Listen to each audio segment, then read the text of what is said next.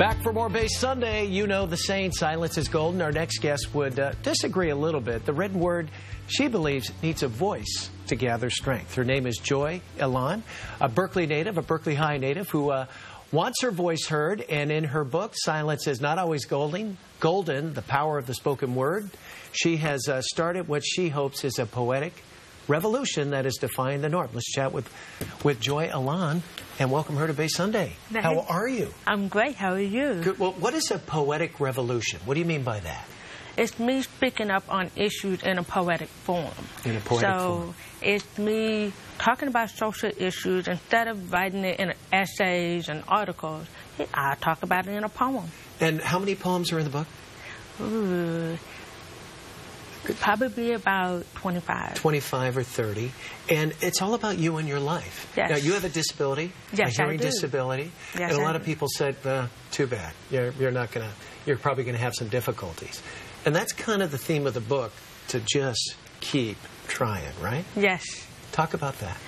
I was born with a hearing loss. I had an umbilical cord wrapped around my neck. And I almost died. And the doctors told my mom they didn't think I would make it. And my mom didn't give up. And so I've been wearing hearing aids since I was 15 months old. And my mom just said, I don't care what your disability is. You can do whatever you put your mind to. Yeah. And she told me, just whatever you want to do, go for it. And you kind of went for it in the book because you leave no stone unturned. You talked about providing a good Christmas for your young daughter, race relations, slavery, a little bit of everything in there. Yes. Talk about that and how you chose each thing to write about. I'm an African-American Studies major from UC Berkeley. Go Bears. Yes, go Bears. And I wanted to talk about topics that I wrote about in my essay, but I shortened it into a poem. And then there were other issues that I was dealing with at the time, like poetry for me is therapy. Mm-hmm. And I wrote about just having these degrees from UC Berkeley and Stanford, and I'm not getting paid what I'm worth. So this is me saying, I don't want to be paying student loans forever. I don't want to be tied to a system. I want to be free. And it's me saying also, if I can do it, anyone can do it. What is your favorite poem? And can we get you to read one? Yes. Do you want to read one? Well, yes. The book's right here. I don't know if you know all the pages. I'm sure you do. But why don't you read us an excerpt and tell us, because they're very powerful. I mean, yes. You read one and you're right there with you. My favorite poem is Institutional Freedom. Okay. Because it's about me being free from student loans. I can do that one off ahead. Oh, you can? Okay. Yeah. I'm a prisoner of an institution, not the prison system, but institution of higher learning. They got me tied down and bound. I can't be free. They keep coming after me financially.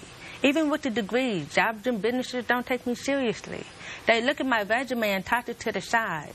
You could have sworn that they thought I went to San Quentin or some penitentiary. Instead, they saw two rival prestigious universities, and they asked me, who do you represent? I didn't go to them school for the sports. You act like I'm in the game and I have to claim turf. I probably wear my school shirt, but I might as well be wearing prison identification numbers. In actuality, I'm in the same boat as the person that went to prison. Thing is, they picked them before me because they can pay them way less. How is I'm competing for the same jobs with ex-cons and I was told my education's the key? Key to what? Being treated like I did something wrong? Yes, I peep out of the bottom 1% of some schools, only 20 to 50 of us graduating out of a couple of thousand. Now these jobs looking at me like I didn't earn my papers, like the school for doing me a favor letting me graduate.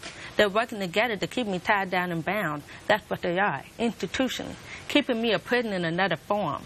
They don't have control over my mind. I'm Andy Dufresne, slowly chipping away at the wall. If it takes me 5, 10, 20 years to get out, so be it.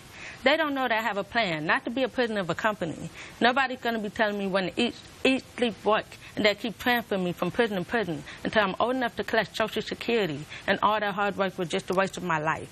When I'm out, I'm going to be so long gone and chilling with so much paper, I'm young enough to break free and do as I please. All right, man, that is really great. Very, very nice. Thank you. You've done that before, I think, haven't you? Yes. Who do you hope you reach with your poems?